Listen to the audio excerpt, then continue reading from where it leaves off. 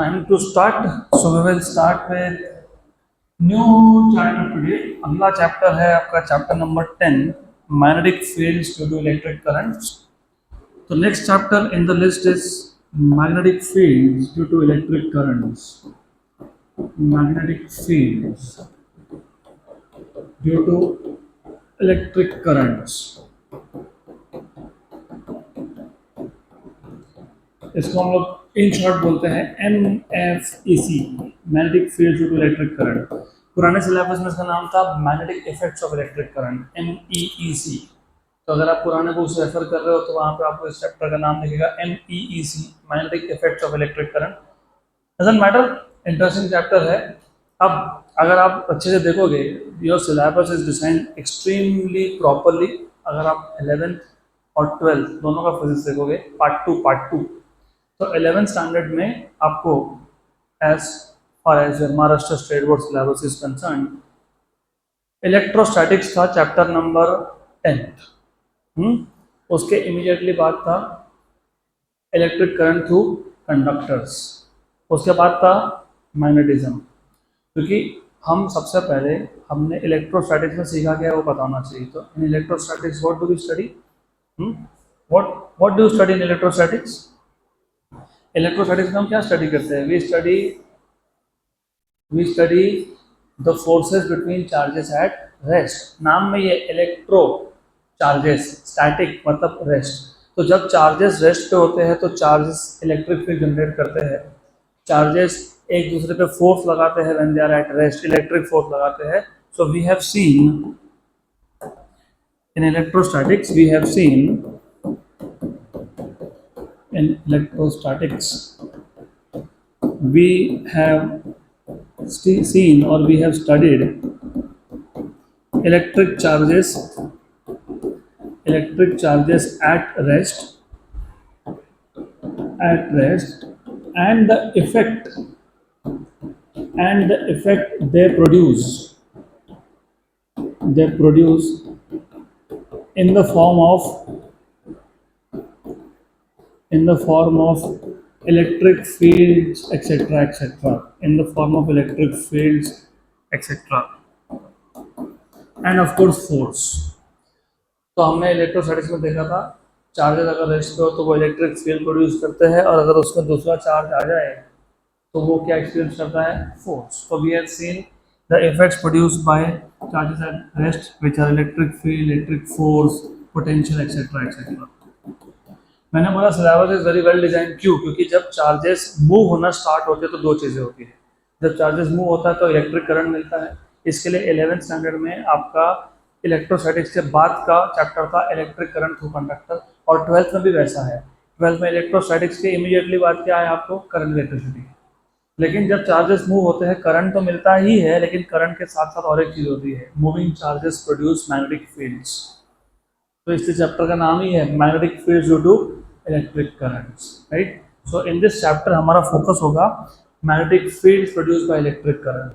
So when charges move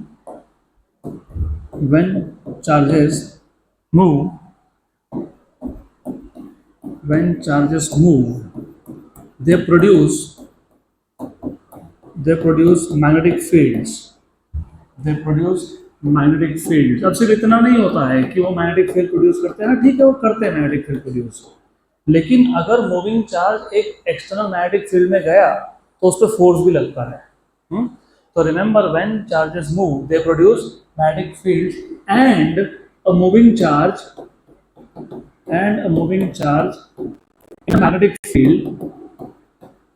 in a magnetic field also experiences force.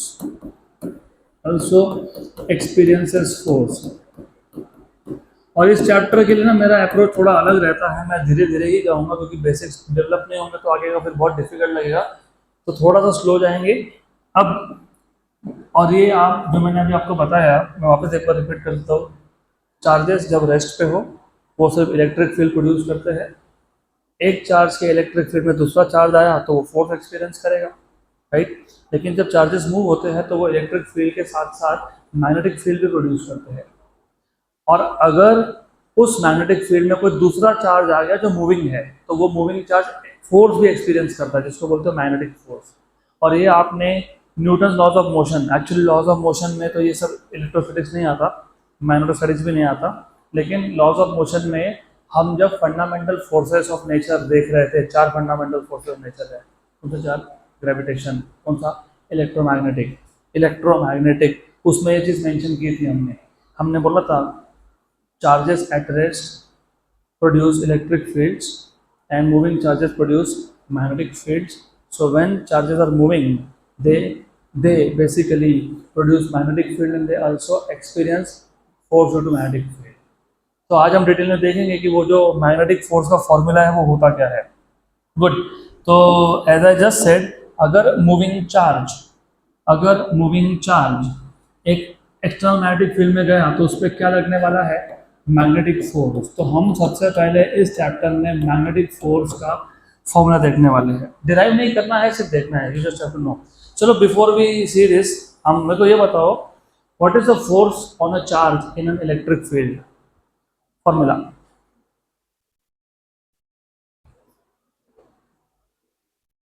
What is the force on a charge Q in an electric field E? Q into E। अगर एक charge एक electric field में है, वो charge rest का भी हुआ तो भी उस पर फोर्स लगने वाला है, Q into E। Electric force अगर चार्ज रेस्ट पे हो तो भी एक्ट होता है, लेकिन मैग्नेटिक फोर्स अगर चार्ज रेस्ट पे हो तो एक्ट नहीं होता है। तो मैग्नेटिक फोर्स देख लेंगे। तो let us consider electron. So consider an electron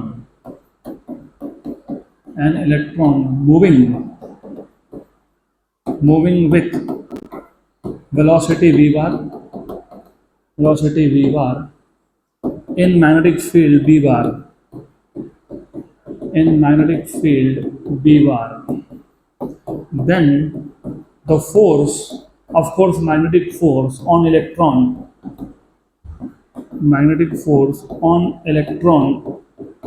is, तो magnetic force on electron is Fm, और फोर्स वेक्टर होता है तो वेक्टर माइनस E, क्योंकि charge on electron is minus E, V bar cross V बार।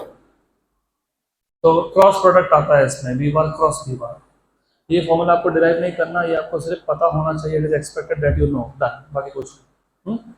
तो अगर हमारे पास एक इलेक्ट्रॉन है जिस पे चार्ज E है, अगर वो एक मैग्नेटिक फील्ड V बार में से पास हो रहा है विथ वेलोसिटी V बार, तो उस पर मैग्नेटिक फील्ड क्या लगाएगा?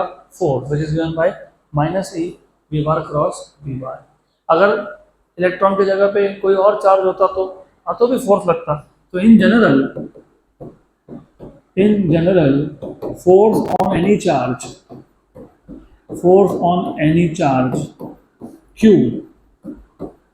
in magnetic field B is given by, force due to magnetic field is Q V bar cross V bar। Good. एक एक चीज इंपॉर्टेंट है इस चैप्टर में, एक एक चीज इंपॉर्टेंट है, मैं बार बार रिपीट कर रहा हूँ। चार्ज होना चाहिए, मतलब न्यूट्रॉन नहीं चलेगा क्योंकि न्यूट्रॉन पे चार्ज नहीं होता। चार्ज मूविंग होना चाहिए, वेलोसिटी जीरो हो तो फोर्स नहीं लगेगा। चार्ज मूविंग होना चाहिए और मैग्नेटिक फील्ड में होना चाहिए। अगर मैग्नेटिक फील्ड में नहीं है तो भी फोर्स नहीं लगेगा, क्योंकि हम बात ही कर रहे हैं मैग्नेटिक फोर्स की, तो मैग्नेटिक फील्ड तो चाहिए ना। तो remember, you need to have a charge which is moving in a magnetic field, तभी जाके फोर्स लगता है।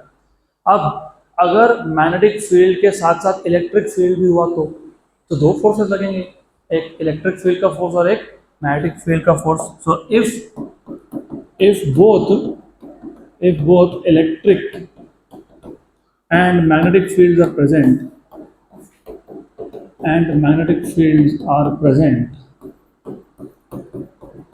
then the total force is given by F bar equals to force due to electric field plus force due to magnetic field। और आपको पता होना चाहिए कि force due to electric field क्या होता है, Q E बार, मैंने अभी बताया। और मैग्नेटिक फील्ड का क्या है, V बार क्रॉस V बार। इस इक्वेशन 1 को बोलते हैं लॉरेंट्ज फोर्स। क्या बोलते हैं? Lorentz force. Total force on a charge due to both the fields, electric field as well as magnetic field, is called as Lorentz force. क्या बोलते हैं इसको? Lorentz force. क्या बोलते हैं इसको? Lorentz force. Okay, so equation 1 is known as, equation 1 is known as Lorentz force.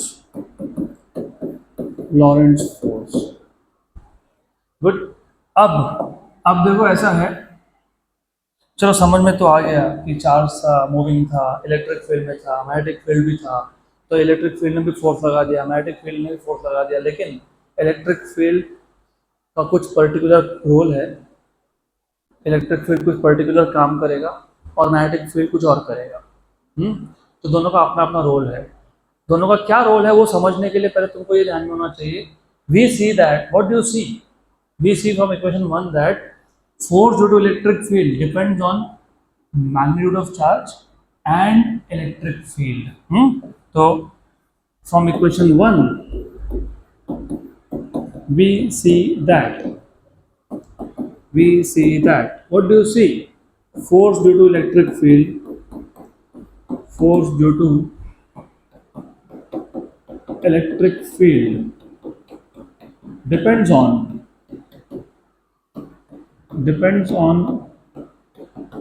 magnitude of charge and electric field. मतलब जितना ज़्यादा चार्ज या जितना ज़्यादा इलेक्ट्रिक फील्ड उतना ज़्यादा फोर्स, बट मतलब also and force due to magnetic field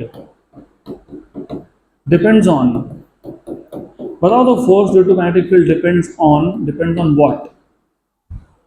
Depends on magnitude of charge, yes, and the cross product of, अभी यहाँ से आगे स्टोरी चालू होगा। अब तक तो क्या सिंपल बातें कर रहे थे हम लोग, चार्ज है, इलेक्ट्रिक फील्ड है, फोर्स है, ओके। अब समझेगा कि मैग्नेटिक फील्ड का रोल क्या है। तो force due to magnetic field depends on magnitude of charge and what? And cross product of, ये important है, and cross product of V bar and B bar। अब अगर आपको याद होगा, सपोज, चलो ठीक है, ये V bar है, V bar is the direction of charge, velocity का डायरेक्शन है, this is direction of velocity, ये V bar है। तो दिस इज V bar। मान लेते हैं यहाँ पे B bar है, V bar और B bar में कुछ एंगल है, सम एंगल थीटा, बराबर।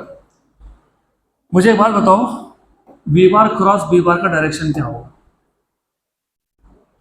11th standard chapter number 2 mathematical methods, उसमें था वेक्टर्स में था cross product of two vectors, A bar cross B bar, और था dot product of two vectors, A bar dot B bar। Dot product तो scalar होता है, उसका तो डायरेक्शन होता नहीं है, वो सिर्फ एक नंबर है, लेकिन cross product of two vectors is a new vector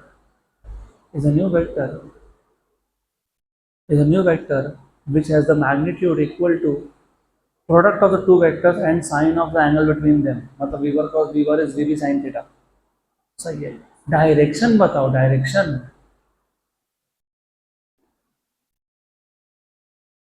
right hand screw rule. What is right hand screw rule? आपके राइट हैंड के 3 fingers, thumb, index finger and middle finger, अगर ये एक वेक्टर है, लेट अस से V bar, ये एक vector है B bar, ये वेलोसिटी है, ये मैग्नेटिक फील्ड है, तो V bar cross B bar is in the direction of this finger and B bar cross V bar is opposite। तो anyways V bar cross B bar is in this direction, बराबर। लेकिन तुम notice कर रहे हो, ये जो V bar cross B bar है ना, ये V bar को भी परपेंडिकुलर है, ये B bar को भी परपेंडिकुलर है। So cross product of two vectors is perpendicular to the plane containing both the vectors, is perpendicular to plane containing both the vectors. मतलब अगर मैं डायग्राम में ड्रॉ करने जाऊँ तो V bar cross B bar का direction या तो यहाँ आएगा या तो यहाँ आएगा, लेकिन वी बार और बी बार को क्या होगा, परपेंडिकुलर। तो फिलहाल यहाँ ड्रॉ कर देता हूँ। तो ये किसका डायरेक्शन है, V bar cross B bar का, बराबर, पक्का पक्का, श्योर श्योर। लेकिन एक बात बताओ, अगर मैं इसको क्यू से मल्टीप्लाई कर दूँ तो ये कौन बन गया, force due to magnetic field. मतलब force due to magnetic field भी किसको परपेंडिकुलर है, बी बार को और बी बार को। यस, पक्का, हाँ कि ना। So therefore force due to magnetic field is perpendicular to velocity vector, बराबर, श्योर श्योर, हाँ कि ना, यस नो यस। इसके लिए जो क्रैश कोर्स मैं स्टार्ट किया ना, उसका जो सीक्वेंस है तुमको अब समझेगा कि सीक्वेंस वैसा क्यों था, तुमको वेक्टर्स क्यों पहले रिवाइज करवाया,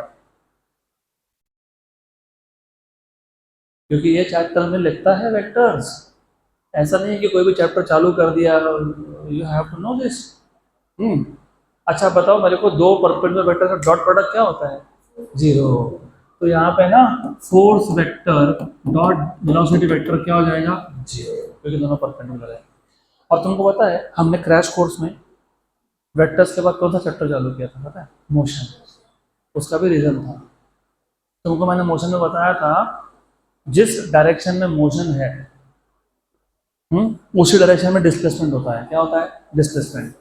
और जिस डायरेक्शन में डिस्प्लेसमेंट है उस डायरेक्शन में क्या होता है, वेलोसिटी। मतलब velocity is always parallel to displacement. अब डिस्प्लेसमेंट अगर अलोंग एक्स एक्सिस होगा तो एक्स लिखेंगे, अलोंग वाई होगा तो वाई लिखेंगे, अलोंग जेड होगा तो जेड लिखेंगे, इन जनरल एस लिखेंगे। तो वेलोसिटी का डायरेक्शन और डिस्प्लेसमेंट का डायरेक्शन सेम होता है। इसका मतलब पता है क्या है, वेलोसिटी और डिस्प्लेसमेंट पैरेलल है। अगर वेलोसिटी फोर्स को परपेंडिकुलर है तो डिस्प्लेसमेंट फोर्स को क्या है, परपेंडिकुलर है। इसका मतलब पता है क्या है, ये प्रोडक्ट भी जीरो है, पक्का। What is force into displacement, work done, क्या होता है, वर्क डन। तो work done due to magnetic field is zero. क्यों, क्योंकि force vector dot displacement vector is work done, और वी ए जीरो तो वर्क डन भी क्या है, जीरो। मतलब मैग्नेटिक फील्ड वर्क कर ही नहीं रहा है। अब बोलोगे वर्क नहीं करा तो मतलब क्या, मतलब ये होता है, एग्जांपल देता हूँ मैं आपको, अच्छे से सुन लेना, अच्छे से सुन लेना। अगर मेरे पास एक ऑब्जेक्ट था, रेस्ट पे था, रेस्ट पे, अब मैंने इस पर वर्क किया, फोर्स लगाया, तो ये मोशन में आया। तो work is energy which can neither be created nor be destroyed. तो जो वर्क किया मैंने वो कहाँ गया,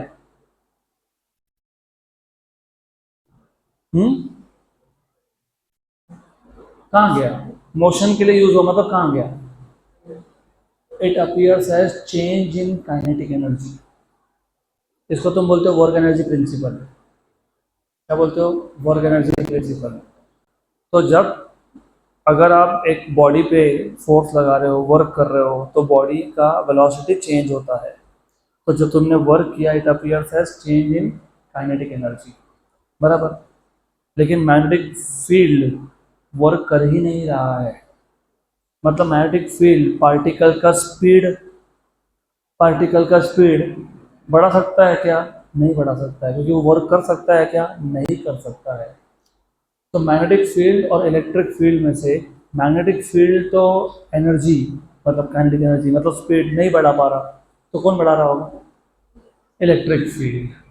तो दोनों फील्ड में से इलेक्ट्रिक फील्ड का काम है पार्टिकल को एक्सेलरेट करना, क्या करना, एक्सेलरेट करना। फिर मैग्नेटिक फील्ड का काम पता है क्या होगा, मैग्नेटिक फील्ड का काम है उसके पाथ को कर्व करना, कर्वेचर करना।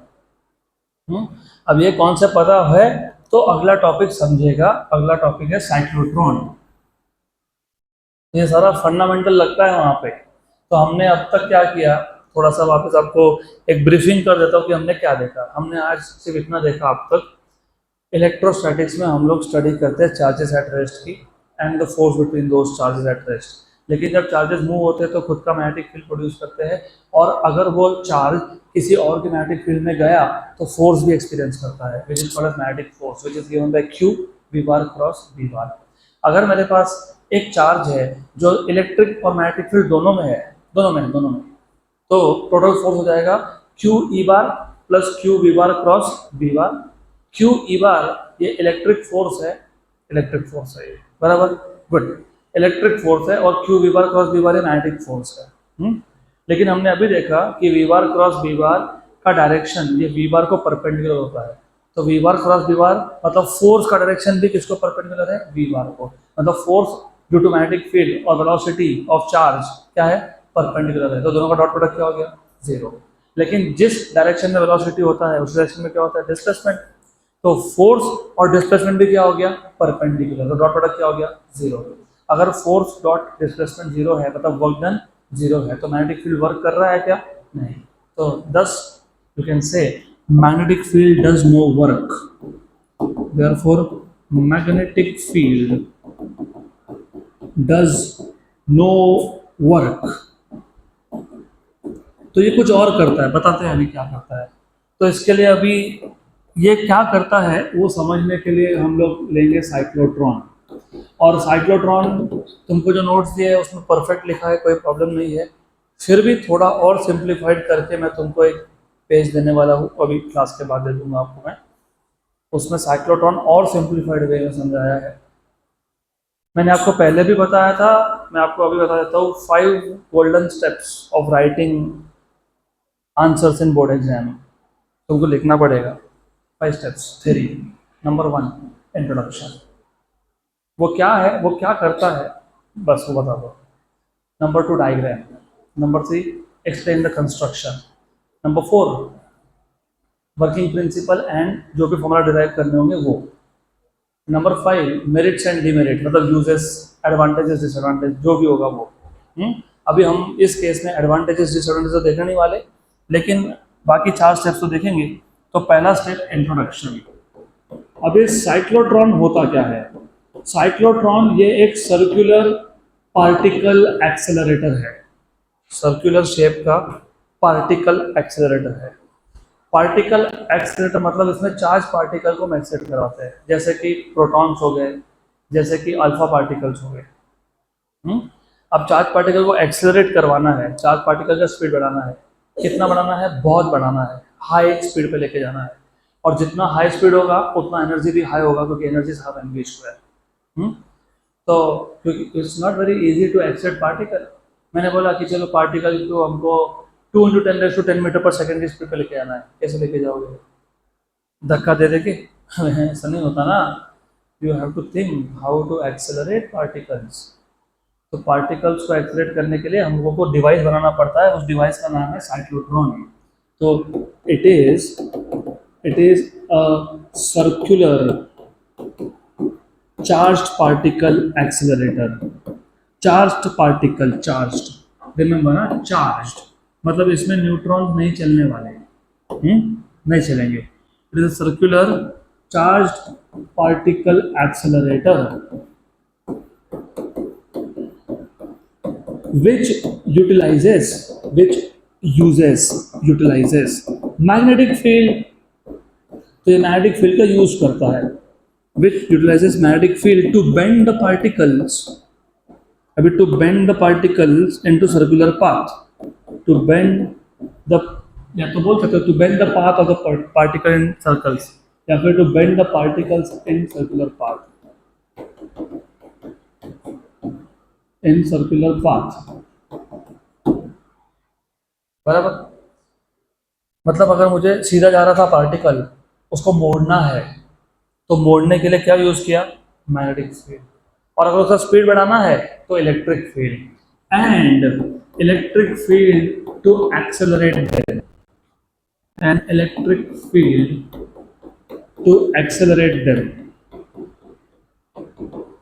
तो आप समझा, इलेक्ट्रिक फील्ड एक्सेलरेशन काम कर रहा है, मतलब वेलोसिटी बढ़ाने का काम कौन कर रहा है, इलेक्ट्रिक फील्ड, और शेप पाथ को सर्कल बनाने का काम कौन कर रहा है, मैग्नेटिक फील्ड।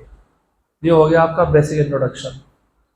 अब हम ड्रॉ कर देंगे डायग्राम, और डायग्राम ड्रॉ करते करते मैं तुमको कंस्ट्रक्शन समझा दूंगा। तो मैं कंस्ट्रक्शन लिखने नहीं वाला यहाँ पे, सिर्फ समझा दूंगा। आपको एग्जाम में लिखते आना चाहिए, बहुत सिंपल है, बहुत ही सिंपल है। तो डायग्राम ड्रॉ करते करते I will write down, I will explain you the construction also. Simple. It consist of two, दो hollow D-shaped metal boxes. It consists of two hollow पोकल अंदर से खाली D shape के metal boxes दो है। तो it consists of two hollow D-shaped metal boxes. It consists of two hollow hollow is like empty from inside. मैं अभी पुरानी ड्रॉ कर रहा, तो it consist of two D shape hollow. ये हॉलो अंदर, इसके अंदर पार्टिकल जा सकता है, metal boxes called as dees बोलते हैं इनको, डीज। एक का नाम है D1 एंड एक का नाम है D2। चलो इसको D1 बोल देते हैं, इसको D2 बोल देते हैं। Right, correct. There is a small gap between the two Ds. ऐसा एग्जाम में लिखना पड़ेगा तुमको। और मैं बार बार बोल रहा हूँ, फिजिक्स में रट्टा नहीं मारना। अरे दिखता है उसको एक्सप्लेन करो। दो डी शेप के हॉलो मेटल बॉक्सेस है, दोनों में छोटा सा गैप है, तो गैप है तो गैप दिखा देना वहां पे। तो there is a small gap between the two Ds. और ये जो गैप है ना, ये भी इंपॉर्टेंट है। ये जो गैप है, इस गैप के सेंटर पे हम लोग रखते हैं सोर्स ऑफ चार्ज पार्टिकल्स। सो इसको ऐसे बोल देता हूं, a source of positively charge particles is kept at the centre of the gap. बराबर। तो उसे पॉइंट बाय पॉइंट समझाना पड़ेगा। अब पहली बात मैंने बोला source of positively charge particle, negative क्यों नहीं? नेगेटिव चलेगा, यस चलेगा, पर प्रॉब्लम है। वो इक्वेशन आएगा तब समझेगा तुमको। नेगेटिव जब बोलते हो तो तुम इलेक्ट्रॉन की बात करते हो, इलेक्ट्रॉन का मास होता है बहुत कम होता है। तो तुमको समझेगा आगे कि यहाँ पे ना टाइम पीरियड मास पे डिपेंड करता है। मास कम तो टाइम पीरियड कम। वो देखेंगे, हम बाद में देखेंगे, अभी फिलहाल मत टेंशन लो। लेकिन नॉर्मली ये जो एक्सेलरेटर है हम यूज करते हैं अल्फा पार्टिकल्स के। What is alpha particle? What is alpha particle? जल्दी बता दो, नहीं तो फिर मैं तुमको आइसोटोन सब पूछने लग जाऊंगा। What is alpha particle?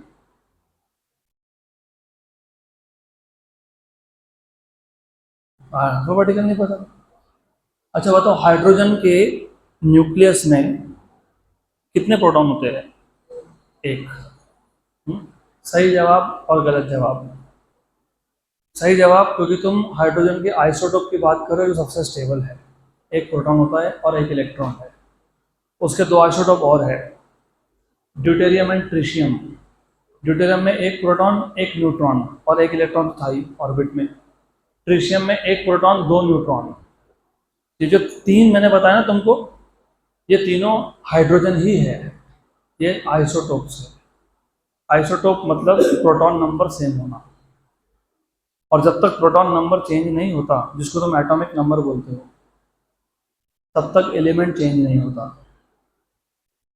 कितने भी न्यूट्रॉन हो, if proton number is same, it is the same element.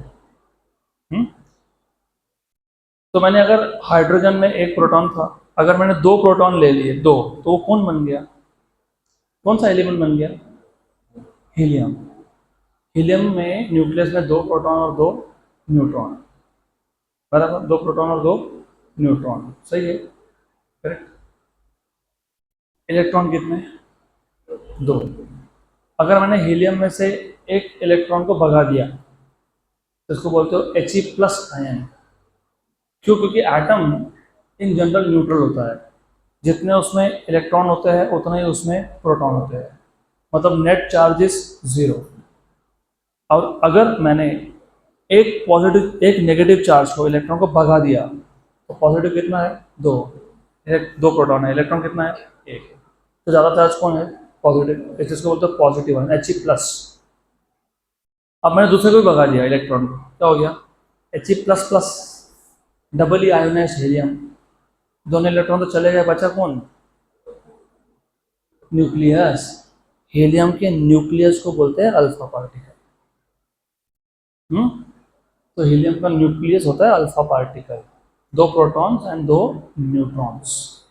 तो नॉर्मली ये जो सोर्स है ना, ये सोर्स ऑफ अल्फा पार्टिकल है। गुड। अब इट, ये जो 2 डी है ना, 2 D, these 2 Ds are connected with a high voltage, high frequency alternating potential। High voltage, कितना वोल्टेज? 10,000 वोल्ट के आसपास का होता है, 10⁴। हाई फ्रीक्वेंसी, कितना फ्रीक्वेंसी होता है इसका पता है आपको? फ्रीक्वेंसी कितना होता है इसका? 10⁷ hertz, 10⁷ hertz. What is the meaning of frequency? और अल्टरनेटिंग पोटेंशियल बोला मैंने, अल्टरनेटिंग मतलब एक नेगेटिव एक पॉजिटिव था। What is frequency? 10⁷ हर्ट्ज। मतलब समझ में आया? एक सेकेंड में 10⁷ टाइम्स इसका पोलैरिटी चेंज होता है। मतलब क्या? पहले D1 नेगेटिव था, D2 पॉजिटिव था, फिर उल्टा हो गया, ये पॉजिटिव हो गया, वो नेगेटिव होगा, फिर ये पॉजिटिव हो गया, वो नेगेटिव हो गया, फिर ये पॉजिटिव हो गया, वो नेगेटिव हो गया, ऐसा चलता रहेगा। एक सेकेंड में कितनी बार? 10⁷ टाइम्स। एक सेकेंड में 10⁷ टाइम्स, इतना हाई फ्रिक्वेंसी हो, प्लस माइनस चेंज होता रहता है ये। Correct, good.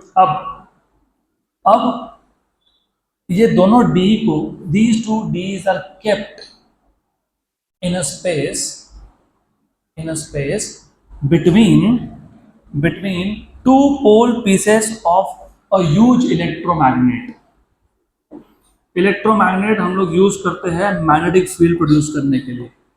क्या प्रोड्यूस करने के लिए? मैग्नेटिक फील्ड प्रोड्यूस करने के लिए। तो याद रखना these 2 Ds are placed in space between 2 pole pieces of electromagnet। तो इलेक्ट्रोमैग्नेट में होता ऐसा है कि एक होता है नॉर्थ पोल और एक होता है साउथ पोल। तो जो मैग्नेटिक फील्ड है वो नॉर्थ टू साउथ है, मतलब जो मैग्नेटिक फील्ड है वो इन डीज को परपेंडिकुलर है।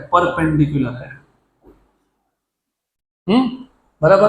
तो ऐसे 2 डी थे, डब्बे डी, और ऊपर से ऐसा परपेंडिकुलर क्या आ रहा है? मैग्नेटिक फील्ड आ रहा है। इंपॉर्टेंट है, ये सब इंपॉर्टेंट है, एक चीज इंपॉर्टेंट है। और तुमने क्या किया? तुमने ये पूरे सेटअप को, अच्छा बाय द वे, ये मैग्नेटिक फील्ड कितना हो तो बताया ही नहीं मैंने। ये जो मैग्नेटिक फील्ड तुम अप्लाई करो ना, एक्सटर्नल फील्ड, इसकी वैल्यू होती है अप्रोक्सीमेटली 1.5 टेस्ला। 1.5 टेस्ला होता है 15,000 गॉस। 1.5 टेस्ला। और ये पूरे सेटअप को तुमने रख दिया एक इवैक्यूएटेड चेंबर में। इवैक्यूएटेड चेंबर मतलब तुमने इसको पूरा का पूरा वैक्यूम में रखा हुआ है, वैक्यूम। तो ये पूरा सेटअप हमने रखा हुआ है इवैक्यूएटेड चेंबर में, मतलब बेसिकली वैक्यूम में। गुड। अब वो इवैक्यूएटेड चेंबर में क्यों रखा है उसका रीजन अभी नहीं डिस्कस करेंगे, मैं बताऊंगा आपको, बाद में बताऊंगा, चैप्टर नंबर 14 में बताऊंगा, dual nature of radiation matter में बताऊंगा। अभी छोड़ो, फिर जाने दो। फिर क्या होगा, अन्य से अपन डाइवर्ट हो जाएंगे, बाकी डिराइव करने वो रह जाएगा। तो ये हो गया डायग्राम कंप्लीट। बस ये 4-5 पॉइंट मेंशन करने होते हैं एग्जाम में आपको, और क्योंकि मैं अभी बोर्ड्स के हिसाब से प्रिपरेशन करवा रहा हूँ तो मैं बताते भी जाऊँगा कि ये 4-5 पॉइंट ही है। Number 1, it consist of 2 hollow D-shaped metal boxes, right? There's a small gap between the 2 boxes. At the center of the gap, there is a source of alpha particle. These 2 Ds are connected with alternating high voltage, high frequency, है ना? Potential difference कितना voltage है? 10⁴, frequency कितना? 10⁷, right? These 2 Ds are kept in a space between 2 huge electromagnets of magnetic field 1.5 Tesla. The whole setup is evacuated from its surroundings. ये हो गया आपका cyclotron का सेटअप, बेसिक सेटअप, राइट? अब आ जाते हैं, तो डायग्राम के साथ साथ मैंने कंस्ट्रक्शन समझा दिया, तो अभी आ जाते हैं स्टेप नंबर 4 पे, working principle and related formulas. तो हमको यहाँ पे अभी वर्किंग समझना है और रिलेटेड फॉर्मूलाज भी हमको डिराइव करने हैं। तो वर्किंग प्रिंसिपल बहुत सिंपल है, बहुत सिंपल है, तो सिंपल ही रखेंगे। तो अभी देखो ऐसा है, मैं वापस वो दो डीज ड्रॉ करता हूँ, वो आपको लगने ही वाले हैं दो डीज। दो डी बहुत इंटरेस्टिंग भी है। ये था एक डी, ये आ गया आपका दूसरा। इसके सेंटर पे सोर्स ऑफ अल्फा पार्टिकल है। इसमें से एक है D1, एक है D2। और याद रखना कि ये दोनों they are connected with alternating high voltage, high frequency potential difference. और याद रखना कि यहाँ पे ऐसा ऊपर से नीचे मतलब परपेंडिकुलर मैग्नेटिक फील्ड भी आ रहा है, भूलना नहीं इसको। अब होगा क्या, होगा ऐसे, जैसे ही यहाँ से एक अल्फा पार्टिकल इमिट हुआ, अब अल्फा पार्टिकल तो इमिट हुआ, वो तो जाना चाहता था सीधा, उसके पास तो है वेलोसिटी, उसके पास तो है चार्ज, और वो तो है मैग्नेटिक फील्ड में। उसके पास है चार्ज, उसके पास है स्पीड, वो है मैग्नेटिक फील्ड में। क्या होता है, मैग्नेटिक फील्ड फोर्स लगा देता है। और मैग्नेटिक फील्ड का फोर्स क्या काम करता है, कर्वेचर, पाथ को मोड़ने का। तो वो जा तो रहा था बेचारा सीधा, लेकिन मैग्नेटिक फील्ड ने उसको कर्व कर दिया, घुमा दिया। अब जब वो इमिट हुआ, जब अल्फा पार्टिकल जस्ट इमिट हुआ, उस इंस्टेंट पे D1 और D2 में से जो नेगेटिव होगा उसके तरफ जाएगा, क्योंकि अल्फा पार्टिकल पॉजिटिव है। तो मान लेते हैं जब वो इमिट हुआ तब D2 नेगेटिव था और D1 क्या था, पॉजिटिव था। तो वो जाएगा इधर और अंदर, और ये चक्कर काट के आधा बाहर आएगा। सर्कुलर मोशन, सर्कुलर मोशन, याद रखना है वर्ड, याद रखना, याद रखना। जैसे ही इसका आधा राउंड कंप्लीट हुआ, देखो कितना एक्यूरेट, कितना प्रिसाइज इंस्ट्रूमेंट बनाते हैं लोग। जैसे ही इसका आधा चक्कर खत्म हुआ, अब प्रॉब्लम क्या है कि अल्फा पार्टिकल पॉजिटिव है और सामने वाला डी भी क्या है, पॉजिटिव है। तो पॉजिटिव पॉजिटिव में क्या होगा, रिपल्शन। लेकिन जैसे ही अल्फा पार्टिकल जैसे ही अल्फा पार्टिकल D2 से बाहर निकला, पोलैरिटी चेंज हो गया, D1 हो गया नेगेटिव, D2 हो गया पॉजिटिव। तो अभी अट्रैक्ट हो रहा है, D2 रिपेल कर रहा है और D1 अट्रैक्ट कर रहा है, बराबर, याद रखना है, करेक्ट। फिर वैसे सिमिलरली जैसे ही ये अगला आधा चक्कर D1 से D1 में ट्रेस करके बाहर आया ही था, तो वापस उल्टा हो गया, वापस उल्टा हो गया, ये हो गया पॉजिटिव और ये हो गया नेगेटिव, फिर वापस एक्सेलरेट हुआ। तो ऐसा होता ही जाता है, कब तक, जब तक हमको रिक्वायर्ड स्पीड मिल नहीं जाता। क्यों, क्योंकि मैग्नेटिक फील्ड उसको गोल गोल घुमा रहा है, लेकिन रिमेंबर ये इलेक्ट्रिक फील्ड इसको एक्सेलरेट भी कर रहा है। और जैसे ही हमको जितना रिक्वायर्ड स्पीड चाहिए था, तो हम लोग क्या करते हैं, इधर एक छोटा सा विंडो डाल देते हैं, विंडो, और इस विंडो से ही आ गया बाहर। फिर हमको इसको जिस पर्पस के लिए यूज करना है वो हम लोग कर लेंगे। नॉर्मली हम लोगों को हाई स्पीड पार्टिकल लगते हैं कोलिजन करवाने के लिए, क्योंकि वो कोलिजन से समझ में आता है कुछ, हमको कुछ फंडामेंटल चीज़ें जो समझनी होती है, अभी उसमें मैं नहीं जाऊँगा। बट ये जो हाई एनर्जी पार्टिकल्स है ना, ये यूज होते हैं कोलिजन प्रोसेस में। पक्का, राइट, गुड। अब मुझे बताओ मैग्नेटिक फील्ड क्या काम कर रहा था,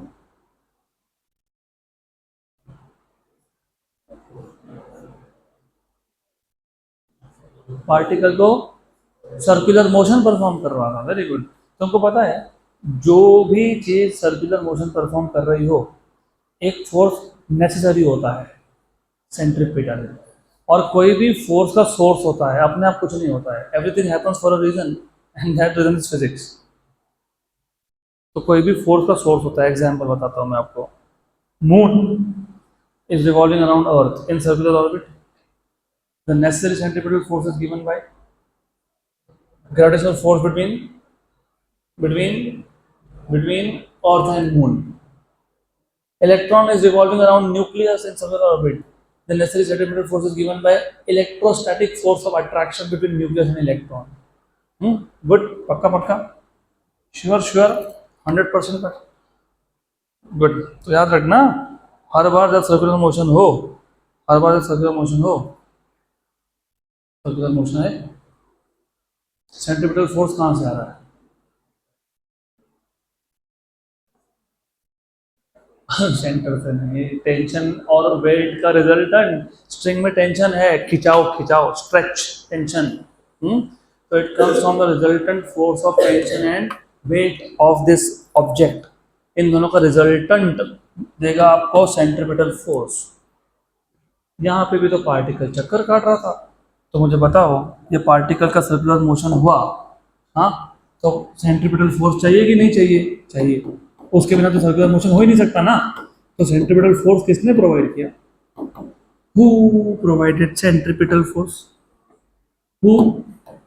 मैग्नेटिक फील्ड. तो magnetic field, centripetal force is force due to magnetic field. मतलब magnetic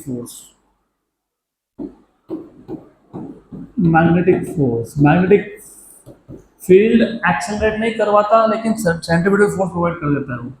what is centripetal force? mv²/r. What is magnetic force? अभी तो देखा था तुमने, qvb sin थीटा,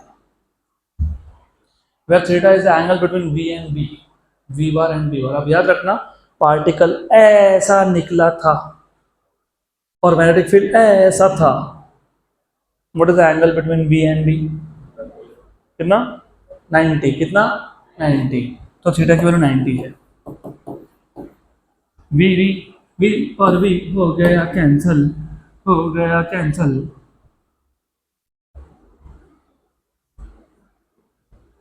यहाँ से r मिल गया. ठीक है, चलो ठीक है, x से बढ़ाता हूँ. mv/r equal to qb sin 90 is 1. तो मिल गया तुमको रेडियस r. कितना रेडियस r? mv/qb. और लेकिन एक छोटा सा और प्रॉब्लम है. अभी क्या प्रॉब्लम हो गया? प्रॉब्लम ये हो गया, ये जलेबी जैसा है, मतलब रेडियस बढ़ते जा रहा है. तो ये कौन से रेडियस की बात हो रही है फिर? ये रेडियस स्पीड पर डिपेंड करता है और ये रेडियस मास पर डिपेंड करता है. तो ये जो रेडियस की बात हो रही है, ये फाइनल रेडियस नहीं है, ये इन बिटवीन. हो सकता है ये वाला रेडियस हो सकता है ये वाला रेडियस हो सकता है ये वाला रेडियस हो. ठीक है, गुड. तो ये मिल गया आपको रेडियस का इक्वेशन. ये इंस्टेंटेनियस रेडियस बोल सकते हो, at a certain instant of time. Equation number 1. बराबर. अब हमको ये समझना है, what is the time taken to trace a semi circle. So the time taken by the particle to trace a semi circle. अभी बोलोगे सेमी सर्कल क्यों, complete circle क्यों नहीं? क्योंकि यहाँ पे सेमी सर्कल का रेडियस सेम होता है, अगले सेमी सर्कल में बढ़ जाता है, क्योंकि वो अगले सेमी सर्कल में सेम डी में था ही नहीं. एक डी में आधा ही चक्कर लगाया, फिर दूसरे डी में चला गया, फिर आधा चक्कर लगाया, फिर वापस से पहले में आ गया, फिर आधा चक्कर लगाया, फिर वापस दूसरे में गया. इसलिए हम लोग पहले फाइंड कर लेते हैं time to trace a semi circle. अच्छा, what is time by the way? What is time period by the way? 2π/ω. लेकिन 2π/ω होता है कंप्लीट चक्कर के लिए, क्योंकि कंप्लीट चक्कर में कितना एंगल कवर होता है? 2π. आधे में कितना होता है? पाई. तो ये आ जाएगा π/ω. बराबर ना. एक कंप्लीट राउंड में कितना एंगल कवर हुआ? 2π. आधे में कितना हुआ? पाई. तो π/ω. But what is omega? Circular motion याद है, v = r ओमेगा होता है, तो ओमेगा = v/r होता है.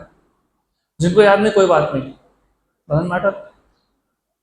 लीनियर में डिस्प्लेसमेंट को r बोलते हैं, वेलोसिटी को v बोलते हैं, एक्सेलरेशन को a बोलते हैं. पक्का. एंगुलर में याद रखना, एंगुलर में डिस्प्लेसमेंट को थीटा बोलते हैं. अच्छा, ये डिस्प्लेसमेंट का मैं थोड़ा सा नोटेशन चेंज कर देता हूँ, कोई बात नहीं, इसको s बोल देता हूँ. s नाम चेंज कर दिया. एंगुलर में वेलोसिटी को ओमेगा बोलते हैं, एक्शन को अल्फा बोलते हैं।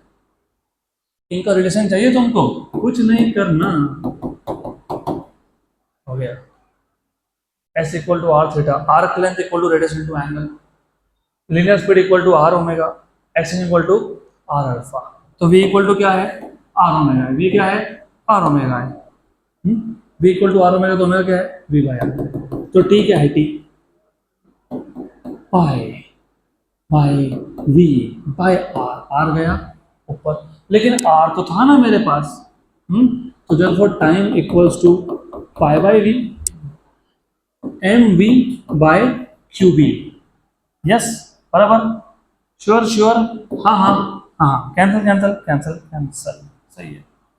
So it is time to complete half circle, pi m by qb, सही है यहाँ तक, बराबर। बट इंटरेस्टिंगली अगर तुम नोटिस करोगे, टाइम स्पीड पे डिपेंड ही नहीं करता।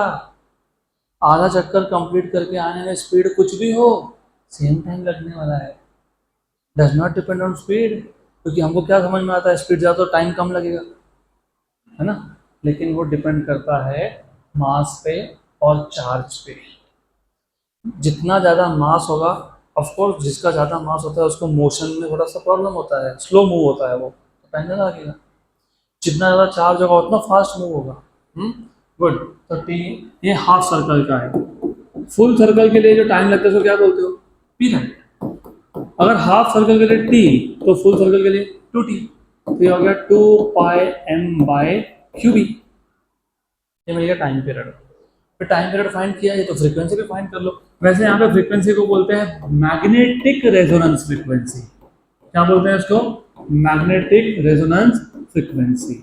What is the formula of frequency in terms of time period, 1 upon time period, it is the reciprocal of time period. Good. तो इसका उल्टा मतलब क्यू बी अपॉन 2 पाई एम, ये हो गया फ्रीक्वेंसी। बराबर। ये सारे इक्वेशंस है, नोट्स में है, और एक्स्ट्रा हैंड आउट देने वाला उसमें भी है। लास्ट चीज रह गई to find out kinetic energy, expression for kinetic energy. Kinetic energy, अभी काइनेटिक एनर्जी क्यों फाइंड करना है, तो उसको एक्सेप्ट करवा क्यों रहे हो, एक्सेप्ट करवाना मतलब स्पीड बढ़ाना। स्पीड क्यों बढ़ा रहे हो, इसका एनर्जी बढ़ाना था। What is energy, half M V square. उसने तो सब किया ना, ये हमको पार्टिकल्स को बहुत हाई एनर्जी पे लेके जाना है। तो अभी फाइंड करेंगे expression for kinetic energy. Expression for kinetic energy, for kinetic energy। Easy है, इजी है। क्यों इजी है, क्योंकि ये तो तुमने देख के ही रखा है, M V square by R equals to, अभी लिखा था क्या था, क्यू बी बी।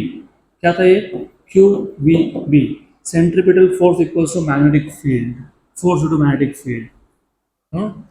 अब प्रॉब्लम ये है, इधर कैपिटल आर लिखा, उधर तो स्मॉल आर लिखा।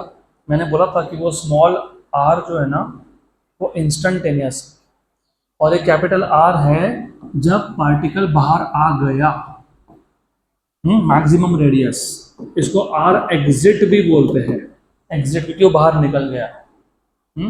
और वो जब बाहर निकल गया तब उसका स्पीड मैक्सिमम हो गया, तो वी मैक्स। बराबर, जितना स्पीड सही रहा उतना मिल गया बाहर हो।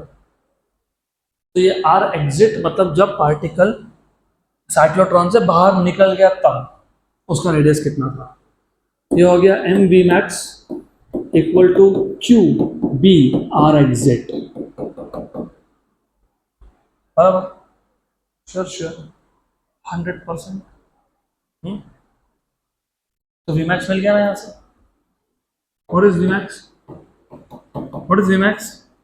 QB R exit upon M. What is kinetic energy? Maximum kinetic energy क्या होगा? Half M Vmax square. तो half M Q square B square R exit square by M square. एक M और एक M हो गया कैंसल, तो बन गया फॉर्मूला आपका काइनेटिक एनर्जी का, Q square B square R square upon 2m। Done, good, पक्का पक्का। So this was all about cyclotron. अगला टॉपिक हम लोग कंटिन्यू करेंगे